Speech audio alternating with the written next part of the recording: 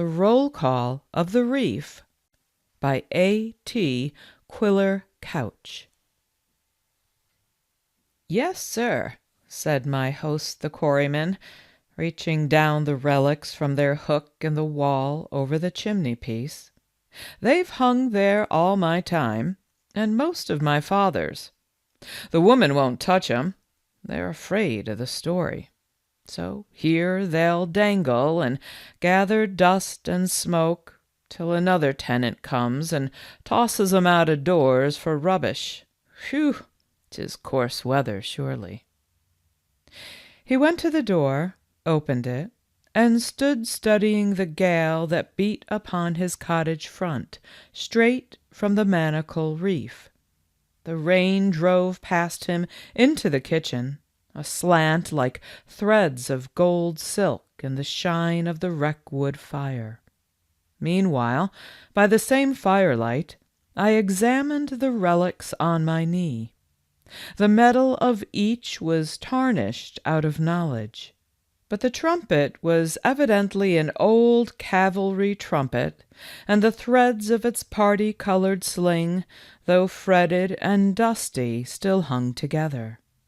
Around the side drum, beneath its cracked brown varnish, I could hardly trace a royal coat of arms and a legend running "Per mare per terram," the motto of the Marines. Its parchment, though black and scented with wood smoke, was limp and mildewed, and I began to tighten up the straps under which the drumsticks had been loosely thrust, with the idle purpose of seeing if some music might be got out of the old drum yet. But as I turned it on my knee, I found the drum attached to the trumpet sling by a curious barrel-shaped padlock, and paused to examine this. The body of the lock was composed of half a dozen brass rings, set accurately edge to edge, and rubbing the brass with my thumb, I saw that each of the 6 had a series of letters engraved around it. I knew the trick of it, I thought. Here was one of those word padlocks, once so common, only to be opened by getting the rings to spell a certain word which the dealer confides to you. My host shut and barred the door and came back to the hearth.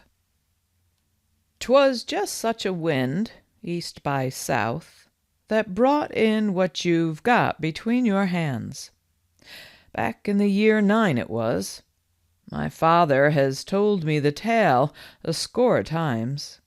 You're twisting round the rings, I see, but you'll never guess the word. Parson Kendall, he made the word, and he locked down a couple of ghosts in their graves with it, and when his time came he went to his own grave and took the word with him." "Whose ghosts, Matthew?" "You want the story, I see, sir. My father could tell it better than I can. He was a young man in the year 9, unmarried at the time, and living in this very cottage, just as I be. That's how he came to get mixed up with the tale."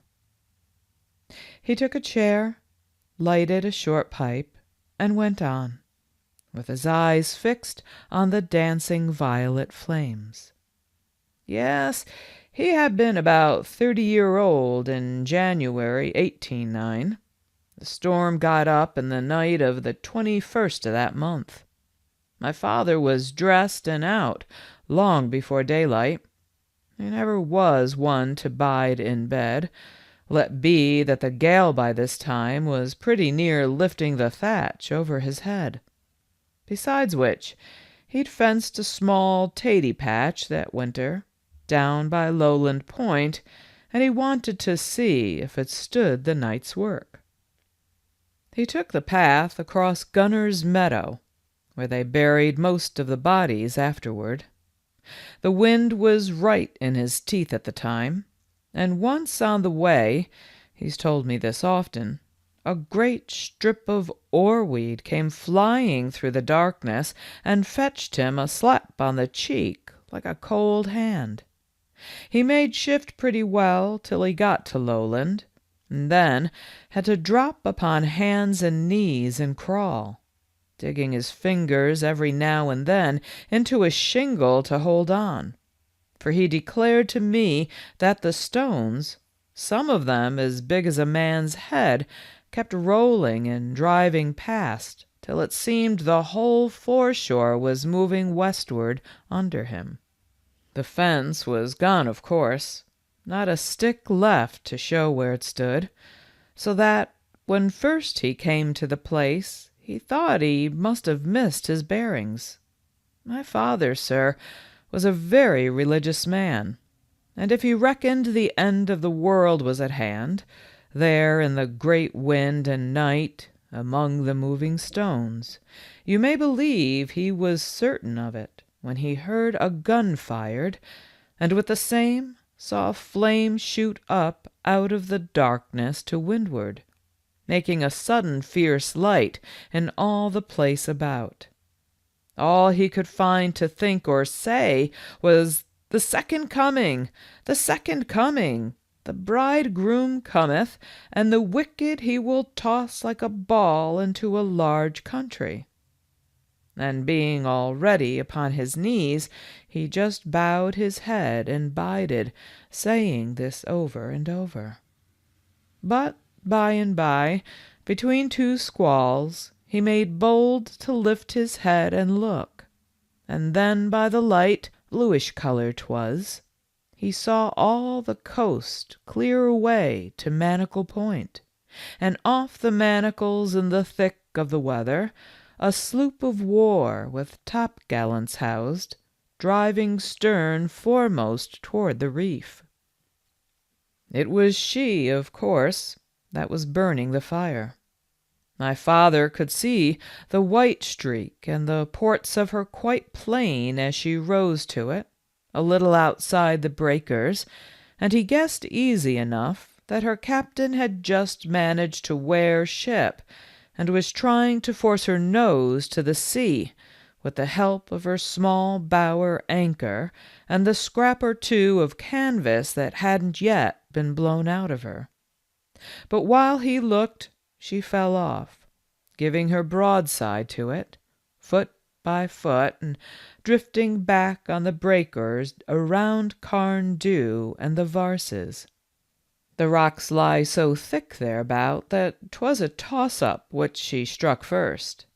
At any rate, my father couldn't tell at the time, for just then the flare died down and went out. Well, sir, he turned then in the dark and started back for Coverack to cry the dismal tidings, though well knowing ship and crew to be past any hope. And as he turned, the wind lifted him and tossed him forward like a ball, as he had been saying, and homeward along the foreshore.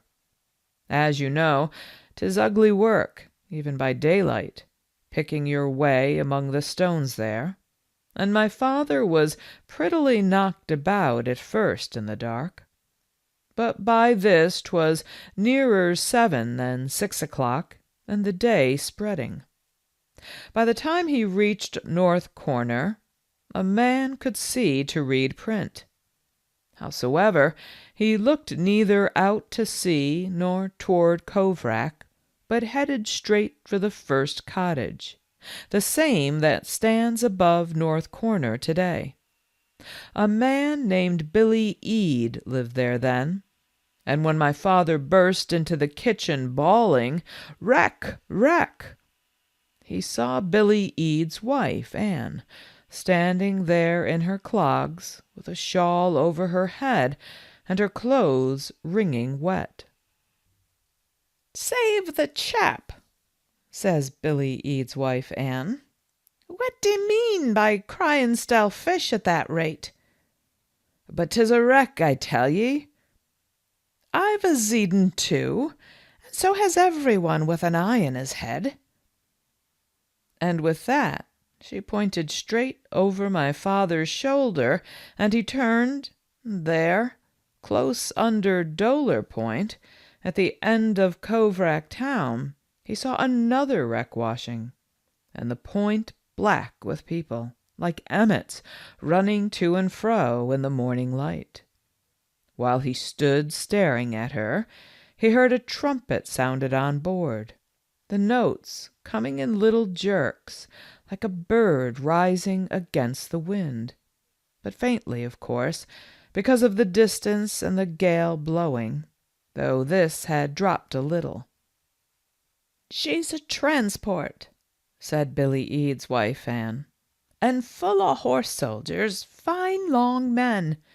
When she struck, they must have pitched the horses over first to lighten the ship, for a score o' dead horses had washed in afore I left, half an hour back. And 3 or 4 soldiers, too, fine long corpses in white breeches and jackets of blue and gold. I held the lantern to one, such a straight young man." My father asked her about the trumpeting. "That's the queerest bit of all. She was burning a light when me and my man joined the crowd down there.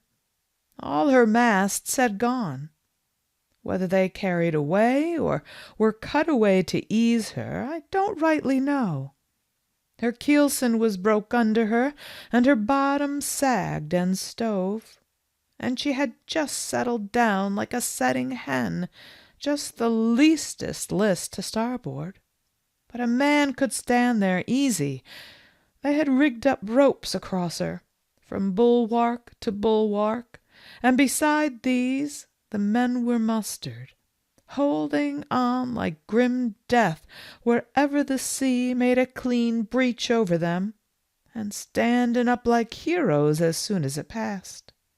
The captain and the officers were clinging to the rail of the quarter-deck, all in their gold uniforms, waiting for the end as if 'twas King George they expected. There was no way to help, for she lay right beyond cast of line, though our folk tried it 50 times.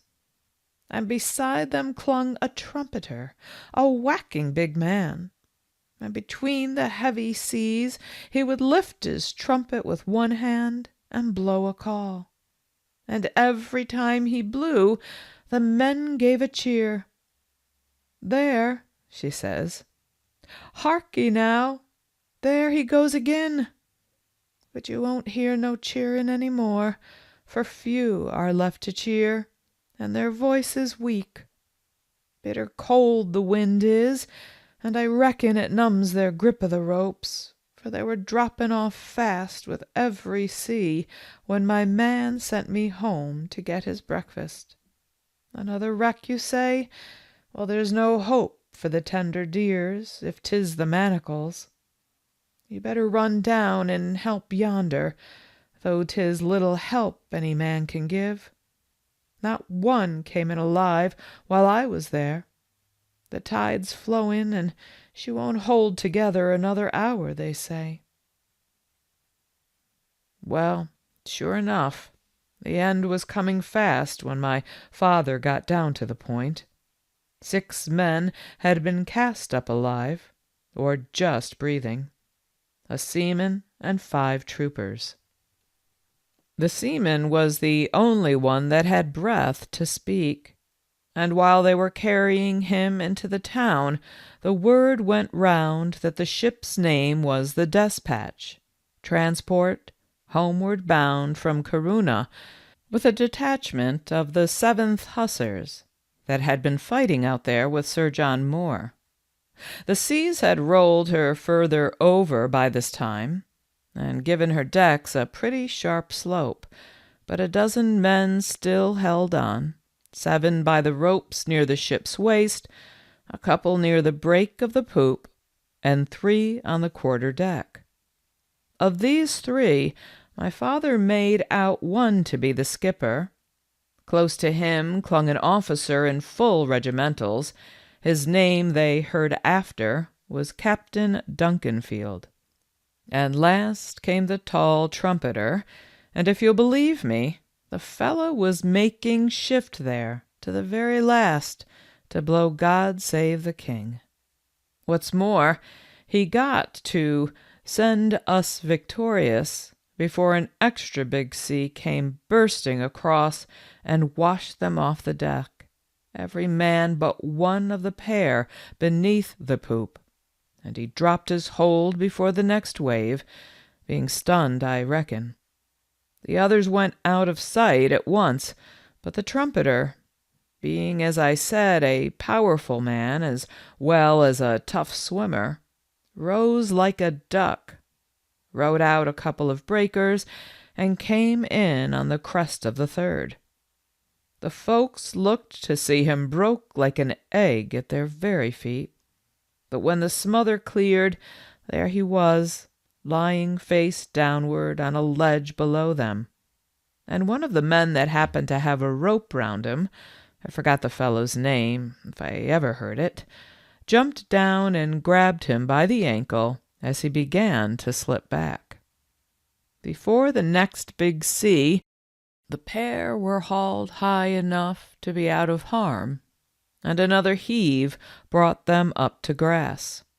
Quick work, but Master Trumpeter wasn't quite dead.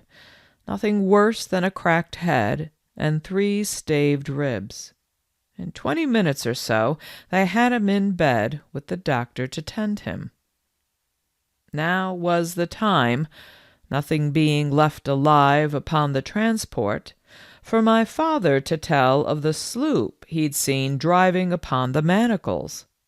And when he got a hearing, though the most were set upon salvage, and believed a wreck in the hand, so to say, to be worth 6 they couldn't see, a good few volunteered to start off with him and have a look. They crossed Lowland Point, no ship to be seen on the Manacles nor anywhere upon the sea.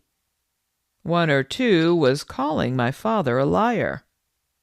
"Wait till we come to Dean Point," said he.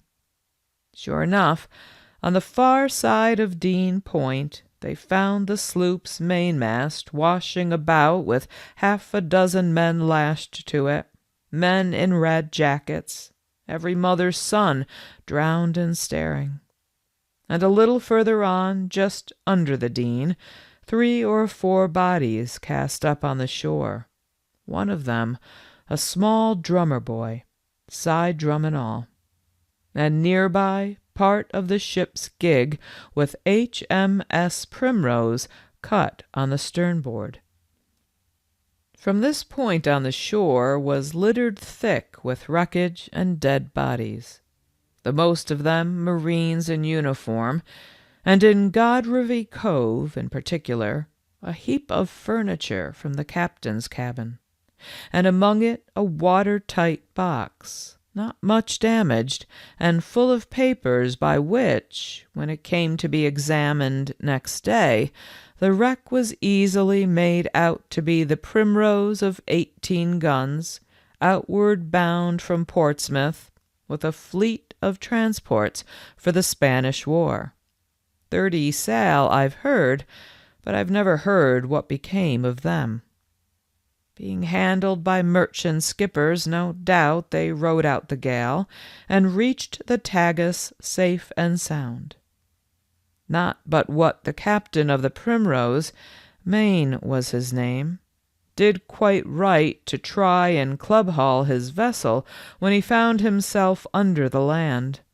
Only he never ought to have got there if he took proper soundings, but it's easy talking.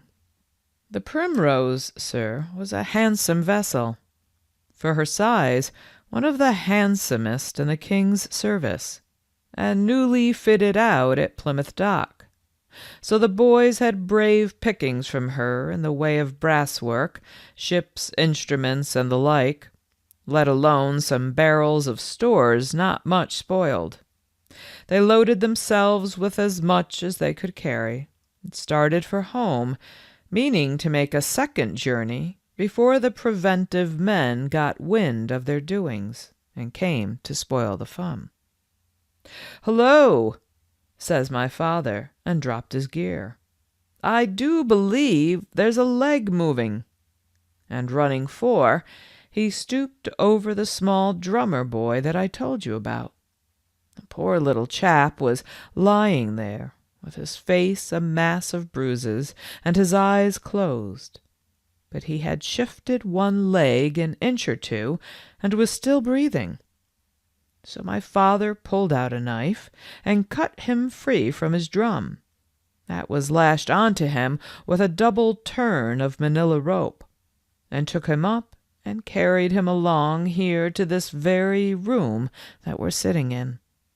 He lost a good deal by this, for when he went back to fetch the bundle he'd dropped, the preventive men had got hold of it, and were thick as thieves along the foreshore. So that 'twas only by paying 1 or 2 to look the other way that he picked up anything worth carrying off, which you'll allow to be hard, seeing that he was the first man to give news of the wreck. Well, the inquiry was held, of course, and my father gave evidence, and for the rest they had to trust to the sloop's papers, for not a soul was saved besides the drummer boy, and he was raving in a fever, brought on by the cold and the fright. And the seamen and the 5 troopers gave evidence about the loss of the despatch.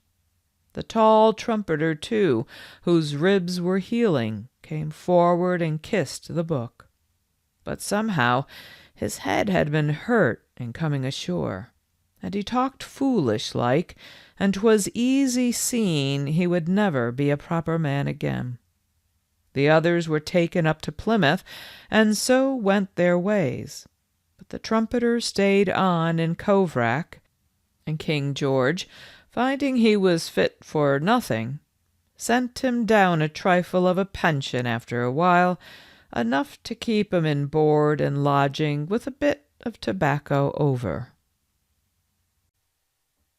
Now the first time that this man, William Taillefer he called himself, met with the drummer boy was about a fortnight after the little chap had bettered enough to be allowed a short walk out of doors, which he took, if you please, in full regimentals.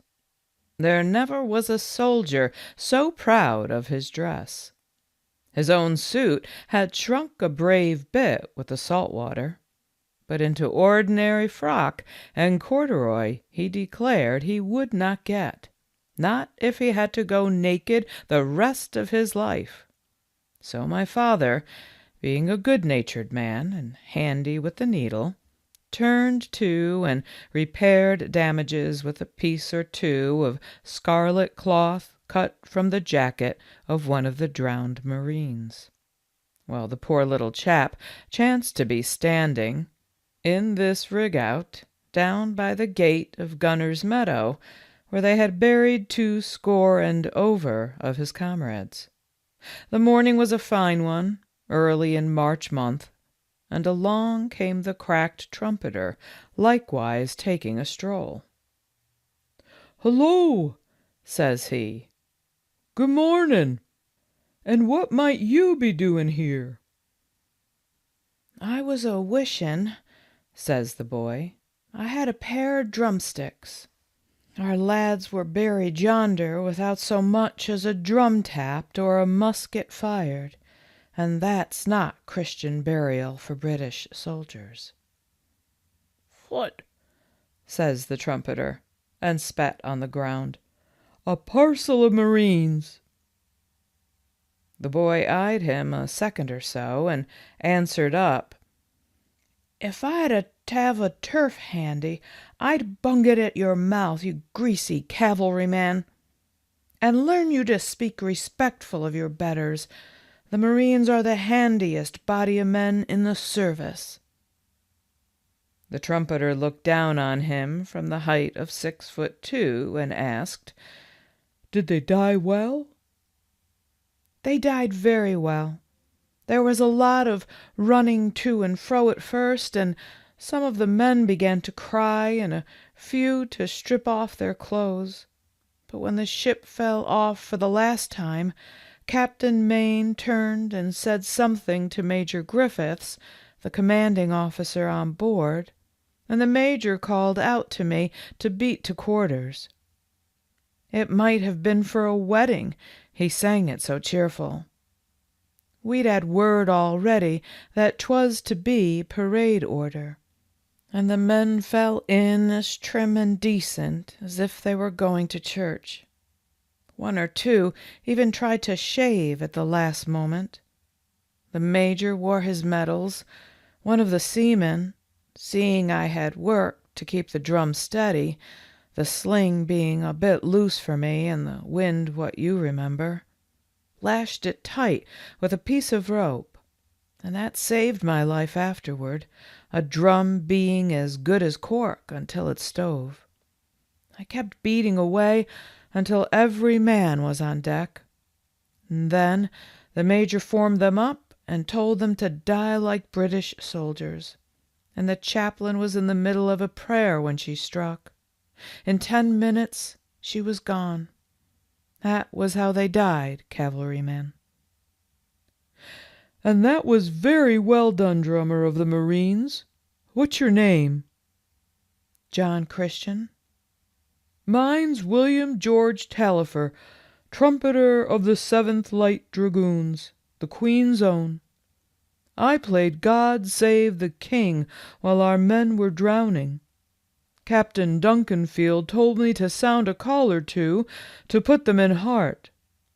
But that matter of God Save the King was a notion of my own.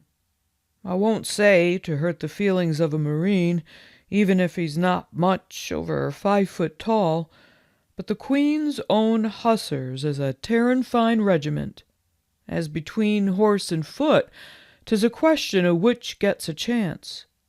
All the way from Sahugan to Corunna 'twas we that took and gave the knocks, at Mayorga and Rueda and Beneventi. The reason, sir, I can speak the names so pat is that my father learned them by heart afterward from the trumpeter, who was always talking about Mayorga and Rueda and Beneventi. We made the rear guard after General Paget, and drove the French every time, and all the infantry did was to sit about in wine shops till we whipped 'em out, and steal and straggle and play the tomfool in general. And when it came to a stand-up fight at Corunna, 'twas we that had to stay seasick aboard the transports and watch the infantry in the thick of the caper. Very well they behaved too, especially the 4th Regiment, and the 42nd Highlanders, and the dirty 50. Oh, aye, they're decent regiments, all 3. But the Queen's Own Hussars is a tearin' fine regiment. So you played on your drum when the ship was going down? Drummer John Christian, I'll have to get you a new pair of sticks. The very next day the trumpeter marched into Helston and got a carpenter there to turn him a pair of boxwood drumsticks for the boy. And this was the beginning of one of the most curious friendships you ever heard tell of. Nothing delighted the pair more than to borrow a boat off my father and pull out to the rocks where the Primrose and the Despatch had struck and sunk. And on still days 'twas pretty to hear them out there off the Manacles, the drummer playing his tattoo, for they always took their music with them, and the trumpeter practicing calls and making his trumpet speak like an angel. But if the weather turned roughish, they'd be walking together and talking. Leastwise the youngster listened, while the other discoursed about Sir John's campaign in Spain and Portugal, telling how each little skirmish befell, and of Sir John himself, and General Baird, and General Paget, and Colonel Vivian, his own commanding officer, and what kind of men they were, and of the last bloody stand-up at Corunna, and so forth, as if neither could have enough. But all this had to come to an end in the late summer, for the boy, John Christian, being now well and strong again, must go up to Plymouth to report himself. 'Twas his own wish, for I believe King George had forgotten all about him, but his friend wouldn't hold him back. As for the trumpeter, my father had made an arrangement to take him on as lodger as soon as the boy left, and on the morning fixed for the start he was up at the door here by 5 o'clock, with his trumpet slung by his side, and all the rest of his belongings in a small valise. A Monday morning it was, and after breakfast he had fixed to walk with the boy some way on the road toward Helston, where the coach started. My father left them at breakfast together, and went out to meet the pig, and do a few odd morning jobs of that sort. When he came back, the boy was still at table, and the trumpeter sat with the rings in his hands, hitched together just as they be at this moment. "Look at this," he says to my father, showing him the lock. "I picked it up off a starving brass worker in Lisbon, and it is not one of your common locks that one word of 6 letters will open at a time. There's genius in this lock, for you've only to make the ring spell any 6-letter word you please, and snap down the lock upon that, and never a soul can open it, not the maker even, until somebody comes along that knows the word you snapped it on. Now Johnny here's going, and he leaves his drum behind him, for though he can make pretty music on it, the parchment sags in wet weather by reason of the sea water getting at it. And if he carries it to Plymouth, they'll only condemn it and give him another. And as for me, I shan't have the heart to put lip to the trumpet any more when Johnny's gone. So we've chosen a word together and locked 'em together upon that. And by your leave, I'll hang 'em here together on the hook over your fireplace. Maybe Johnny'll come back, maybe not. Maybe, if he comes, I'll be dead and gone, and he'll take 'em apart and try their music for old sake's sake. But if he never comes, nobody can separate 'em, for nobody beside knows the word.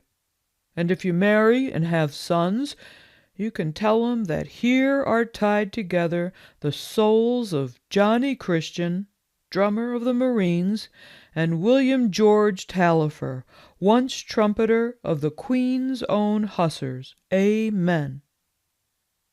With that, he hung the 2 instruments upon the hook there, and the boy stood up and thanked my father and shook hands, and the pair went out of the door toward Helston. Somewhere on the road they took leave of one another, but nobody saw the parting, nor heard what was said between them.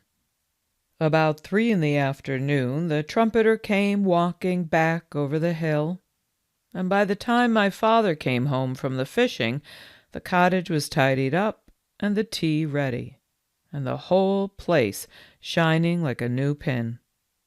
From that time for 5 years he lodged here with my father, looking after the house and tilling the garden, and all the time he was steadily failing, the hurt in his head spreading in a manner to his limbs.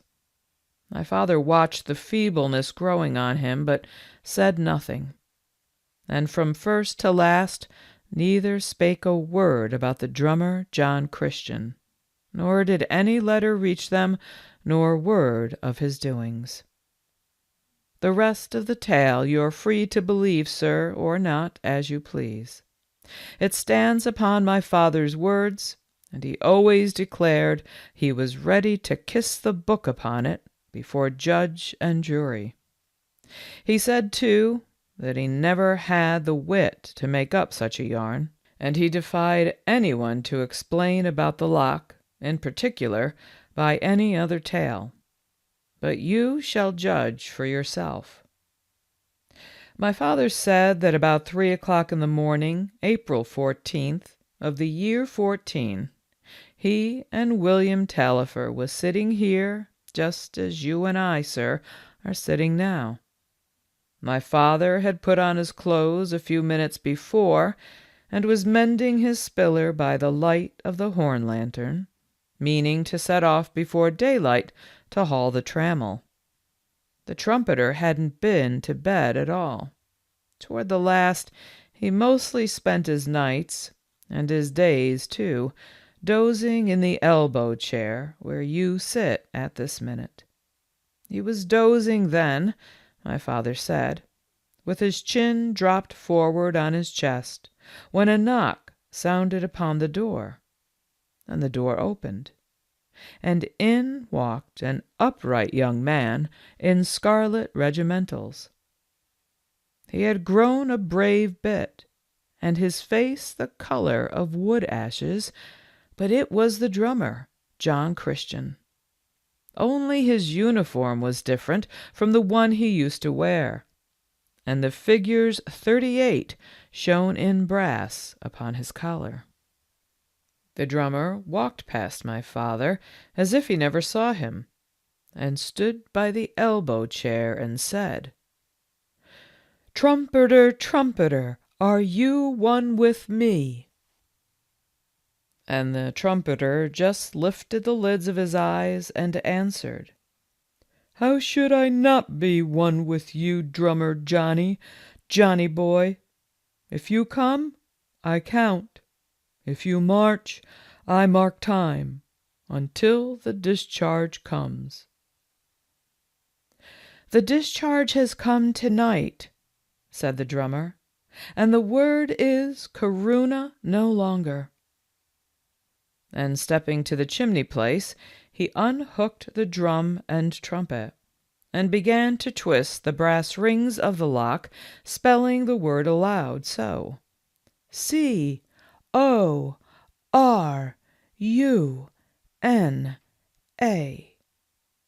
When he had fixed the last letter, the padlock opened in his hand. "Did you know, trumpeter, that when I came to Plymouth, they put me into a line regiment?" "The 38th is a good regiment," answered the old hussar, still in his dull voice. "I went back with them from Sahagun to Corunna. At Corunna they stood in General Eraser's division on the right. They behaved well." "But I'd fain see the Marines again," says the drummer, handing him the trumpet. "And you shall call once more for the Queen's Own. Matthew," he says suddenly, turning on my father. And when he turned, my father saw for the first time that his scarlet jacket had a round hole by the breastbone, and that the blood was welling there. "Matthew, we shall want your boat." And my father rose on his legs like a man in a dream, while the two slung on, the one his drum, and t'other his trumpet. He took the lantern and went quaking before them down to the shore, and they breathed heavily behind him, and they stepped into his boat, and my father pushed off. "Row you first for Doler Point," says the drummer. So my father rowed them past the white houses of Coverack to Doler Point, and there, at a word, lay on his oars. And the trumpeter, William Tallifer, put his trumpet to his mouth and sounded the reveille. The music of it was like rivers running. "They will follow," says the drummer. "Matthew, pull you now for the manacles." So my father pulled for the manacles, and came to an easy close outside Carndoo. And the drummer took his sticks and beat a tattoo, there by the edge of the reef, and the music of it was like a rolling chariot. "That will do," he says, breaking off. they will follow. Pull now for the shore under Gunner's Meadow." Then my father pulled for the shore and ran his boat in under Gunner's Meadow. And they stepped out, all three, and walked up to the meadow. By the gate the drummer halted and began his tattoo again, looking outward the darkness over the sea. And while the drum beat and my father held his breath, there came up out of the sea and the darkness a troop of many men, horse and foot, and formed up among the graves. And others rose out of the graves and formed up, drowned marines with bleached faces, and pale hussars riding their horses, all lean and shadowy. There was no clatter of hoofs or accoutrements, my father said, but a soft sound all the while, like the beating of a bird's wing, and a black shadow lay like a pool about the feet of all. The drummer stood upon a little knoll just inside the gate, and beside him the tall trumpeter, with hand on hip, watching them gather, and behind them both my father clinging to the gate. When no more came, the drummer stopped playing and said, "Call the roll." Then the trumpeter stepped toward the end man of the rank and called, "Troop Sergeant Major Thomas Irons." And the man answered in a thin voice, "Here." "Troop Sergeant Major Thomas Irons, how is it with you?" The man answered, "How should it be with me? When I was young, I betrayed a girl, and when I was grown, I betrayed a friend, and for these I must pay.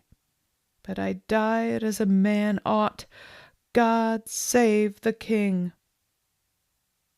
The trumpeter called to the next man, "Trooper Henry Buckingham." And the next man answered, "Here."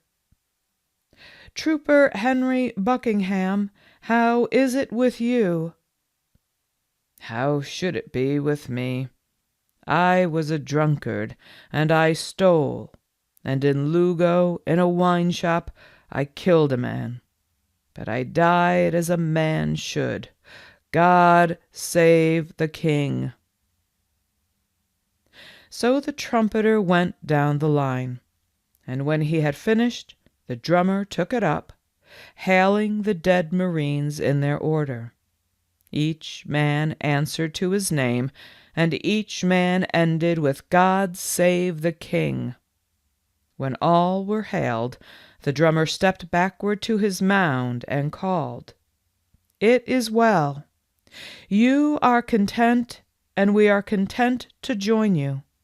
Wait now a little while." With this, he turned and ordered my father to pick up the lantern and lead the way back. As my father picked it up, he heard the ranks of the dead men cheer and call, "God save the king," all together, and saw them waver and fade back into the dark like a breath fading off a pane. But when they came back here to the kitchen, and my father set the lantern down, it seemed they'd both forgot about him, for the drummer turned in the lantern light, and my father could see the blood still welling out of the hole in his breast, and took the trumpet sling from around the other's neck, and locked drum and trumpet together again, choosing the letters on the lock very carefully. While he did this, he said, "The word is no more Corunna, but Bayonne.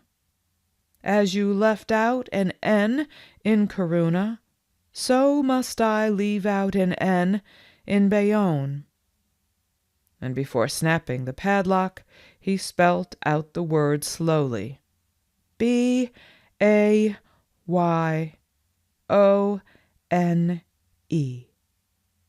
After that he used no more speech, but turned and hung the two instruments back on the hook, and then took the trumpeter by the arm, and the pair walked out into the darkness, glancing neither to right nor left.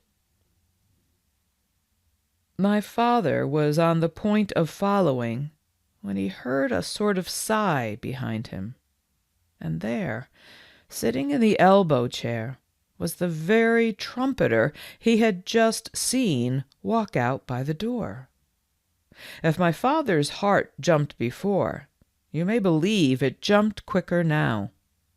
But after a bit he went up to the man asleep in the chair and put a hand upon him. It was the trumpeter in flesh and blood that he touched. But though the flesh was warm, the trumpeter was dead. Well, sir, they buried him 3 days after, and at first my father was minded to say nothing about his dream as he thought it.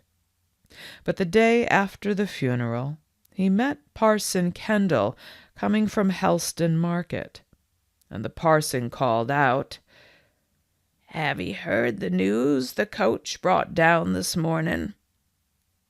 "What news?" says my father. "Why, that peace is agreed upon." "None too soon," says my father. "Not soon enough for our poor lads at Bayonne," the parson answered. "Bayonne!" cries my father with a jump. "Why, yes." And the parson told him all about a great sally the French had made on the night of April 13th. "Do you happen to know if the 38th Regiment was engaged?" my father asked. "Come now," said Parson Kendall. "I didn't know you was so well up in the campaign. But, as it happens, I do know that the 38th was engaged, for 'twas they that held a cottage and stopped the French advance." Still my father held his tongue, and when, a week later, he walked into Helston and bought a Mercury off the Sherborne writer, and got the landlord of the Angel to spell out the list of killed and wounded, sure enough, there among the killed was drummer John Christian of the 38th Foot. After this, there was nothing for a religious man but to make a clean breast. So my father went up to Parson Kendall and told the whole story. The parson listened and put a question or two, and then asked, "Have you tried to open the lock since that night?" "I haven't dared to touch it," said my father. "Then come along and try." When the parson came to the cottage here, he took the things off the hook and tried the lock. "Did he say Bayonne? The word has 7 letters." "Not if you spell it with one N as he did," says my father. The parson spelled it out, Bayone. "Whew!" says he, for the lock has fallen open in his hand. He stood considering it a moment, and then he says, "I tell you what, I shouldn't blab this all around the parish if I was you. You won't get no credit for truth-telling, and a miracle's wasted on a set of fools. But if you like, I'll shut down the lock again upon a holy word that no one but me shall know, and neither drummer nor trumpeter, dead or alive, shall frighten the secret out of me."